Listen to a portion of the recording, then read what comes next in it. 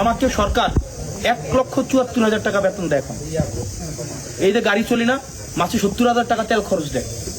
70,000 টাকা তেল খরচ দেয়। ঢাকায় একটা বাসা, বিশাল বড় বাসা, যে বাসাটা হচ্ছে এখানে এত সুন্দর, এটা আপনি 2 লাখ টাকা দিয়ে এটা ভাড়া নিতে পারবেন না। এটা বাসা, এটা অফিস। এরপর হচ্ছে আমার যে কাপড় ইস্তারি করার জন্য সরকার খরচ দেয়, রান্নার জন্য বাবুর্চির খরচ দেয়। এগুলো কার কারণে পাইছি বলেন? এগুলা কি আমার আব্বার কারণে পাইছি? আমার আব্বা যদি আর 100 বছর সাধনা করতো, বা আপনারা সবাই মিলেও সাধনা করলে আপনার এটা সম্ভব? এটা কি জনগণ সবাই চাইছেন বলেই তো সম্ভব হয়েছে। সরকার এত সুযোগ সুবিধা দিতেছে, মাসে 1,74,000 টাকা বেতন, 1-2 টাকা না, 1,74,000 টাকা বেতন। না না, তার মানে কি? এটা তো আমার চাকরি, মাসে 30 দিন ধরেন, এটা তো আমার চাকরি না আমার, অর্থাৎ সরকার, এটা তো আমার ডিউটি।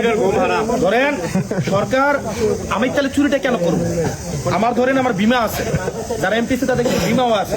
অর্থাৎ আমি যদি আল্লাহ এমন না করে, আমার অপ্রত্যাশিত ঘটনা ঘটে, আমি কি বিমার আওতায় থাকবো?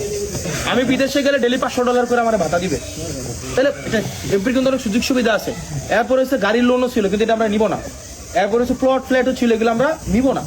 তাইলে একটা জিনিস দেখেন, আমাদেরকে এত সুযোগ সুবিধা দিতেছে, এটা বাদ দেন। আমার যদি 2 লাখ টাকা লাগে, আমি যদি আপনাদের এলাকায় এসে আমার দিবেন না, তাহলে আমি কেন চুরি করে, মানে ধরেন 10 কেজি চাইলে এটা থেকে সোয়াশের মাইরা দিয়ে আমি কেন মানে টেনশনের মধ্যে ঘুমাবো? একটা জিনিস বুঝেন, সহজ হিসাব, আমার কি টাকাটা পড়ছে।